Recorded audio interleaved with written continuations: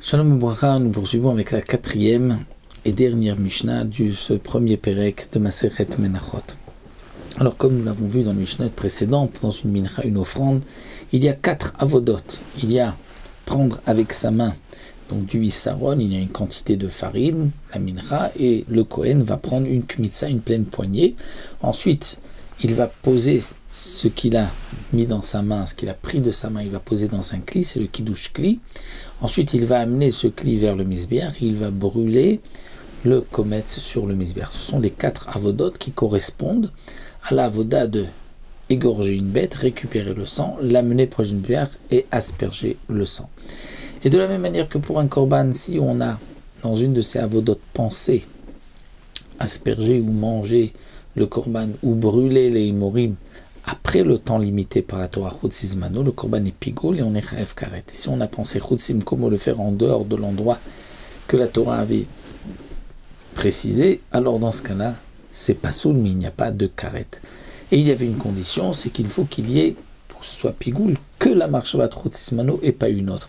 Et bien comme nous l'avons vu dans la Mishnah précédente, pour la mincha, c'est la même chose, c'est-à-dire que si on a fait la kmitza en pensant manger les restes de la mincha après le temps limité par la Torah, cette mincha devient pigoul, et si on consomme les shiraim yachiouf karet, si on a pensé manger en dehors de l'endroit, donc rutzlim komo, là c'est un pasoul et il n'y a pas de karet, et là aussi à condition que le matir, tout s'est fait kemitzvato, c'est-à-dire qu'il n'y a pas eu une autre marshava qui vient donc gêner cette marshava de Chutz Mano. Et donc dans la Mishnah Gimel, nous avons vu dans le cas où c'était karev matir kemitzvato, c'est-à-dire il a ou bien pensé au moment de la kmitza faire Chutz Mano pour demain, il pensait manger les shiraim pour demain, il pensait brûler le kometz demain, mais tout le reste il n'a pensé à rien, ou bien au départ il n'a pensé à rien et juste au moment de l'Aktara il pense manger les shiraim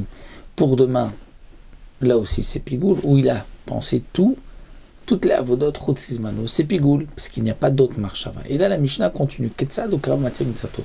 Alors quel est le cas où le matir n'est pas karev mitzvato? Eh bien c'est kametz chutz limkomo. Au moment de la kmitza, il a pensé manger les shiraim en dehors de l'endroit destiné par la Torah. Et Nathan Beklivi avec Chutz Mano. Mais lorsqu'il a mis dans le kli, lorsqu'il a été, lorsqu'il a brûlé, là il a eu la marshava de Chutz Mano. Donc il y a 2 marshavot. Là ça sera pas soul, il n'y a pas de karet. Ou bien le contraire, chez Kamatz Chutz Mano, la première marshava au moment de la kmitza, il a pensé à manger les shiraim après le temps limité par la Torah. Mais Nathan Beklivi avec Chutz Komo, ensuite il a mis dans le kli, il avec Chutz Komo, là il a mélanger une autre marshava, Chutz Komo avec Chutz Mano, ça ne sera pas pigoul. Ou bien, au Shekamaz Natan Bekli Velev Chutz Komo, ou bien dans une de ces avodot, donc il a pensé Chutz Mano, et dans les 3 autres, il a pensé Chutz Komo. Ou bien, ne serait-ce que dans une de ces 3, il a pensé Chutz Komo, et dans les 3 autres Chutz Mano. En tout cas, puisqu'il y a eu 2 marshavot, dans ce cas-là, c'est pas soul, il n'y a pas de karet. Et la Mishnah continue de la même manière que pour un korban khatat, puisque chez l'olishma c'est pas soul. S'il y a eu chutzim kom lizmano et aussi chez l'olishma, alors il n'y aura pas de pigoul. Et bien pour minchat roté, minchat kenaot, comme nous l'avons vu, minchat de celui qui a fauté ou minchat d'une sota, puisque chez l'olishma rend pas soul. Donc si chez kamtzan, chez l'olishma, on a fait la kmitza chez l'olishma, il a pensé au moment de la kmitza pour une autre mincha. Venatan Beklimo, au moment où il a mis dans le klivé avec tir, là il a pensé Chutz Mano. Eh bien il y a 2 marchavot et une qui est possède chez l'olishma, donc ça ne sera pas pigoul. Ou bien la kmitza il a pensé ensuite manger les shiraim après le temps limité par la Torah. Mais lorsqu'il a mis dans le klivé avec tir, il a brûlé, là il a pensé chez l'olishma. Ou bien chez Kamaz Natan Beklivé avec tir chez l'olishma, dans une de ces avodot il a pensé chez l'olishma et dans les 3 autres il a pensé Chutz Mano, là, Zeu Sheokrav Matir Kmitzato, là le matir n'est pas Kmitzato, puisqu'il y a une autre marshava possède au milieu, donc ça ne sera pas pigoul. Maintenant, la Mishnah revient avec un autre din. Si au moment de la Kmitza, il a pensé, Lechol Kazait Bachutz, manger un Kazaït en dehors de la Hazara, et il a pensé manger un Kazaït les Machar demain. Donc là aussi, il y a eu deux marchavot. Ou bien, kazaït le markazaït bachutz. Il a pensé manger un kazaït demain. Et le deuxième kazaït en dehors. Ou bien, la moitié d'un zaït bachutz. C'est la moitié d'un zaït demain. Ou bien, ou bien la moitié du zaït demain et la moitié à l'extérieur de la Hazara. Alors là, ça sera pas sous le ben bokaret, étant donné que, comme l'on vu, il y a eu une marchava de Chutzlim Komo en même temps que Chutzlizmano.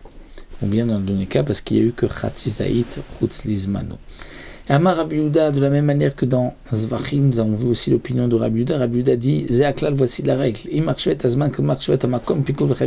Pour Rabbi Yehuda, c'est seulement si la marchevet makom vient avant celle du zman, c'est là que ça ne sera pas pigoul. Mais si au départ il a pensé pigoul, même si ensuite il a rajouté marchevet de makom, c'est-à-dire de manger en dehors de l'endroit où chez l'olishma, eh bien ça restera pigoul, puisque au départ il y a eu un pigoul. Donc Rabbi Yehuda dit, si la marchava du zman était avant celle du makom, c'est pigoul et il y aura karet, même si ensuite il y a eu une autre marchava.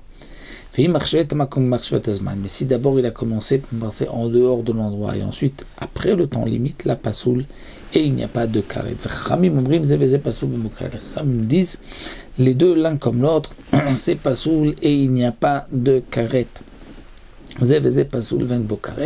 Puisque pour les Khamim il n'y a pas de différence dès lors où il y a aussi le marchava de Chutzlim Komo, eh bien ça rend pasoul et non pas pigoul.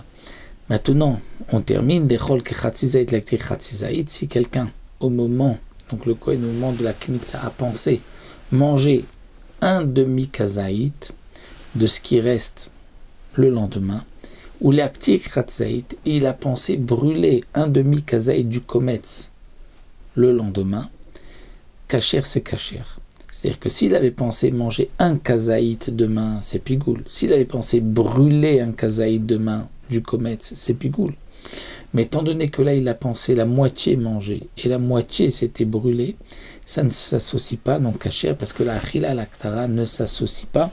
C'est ce que donc la Mishnah termine et nous enseigne ici.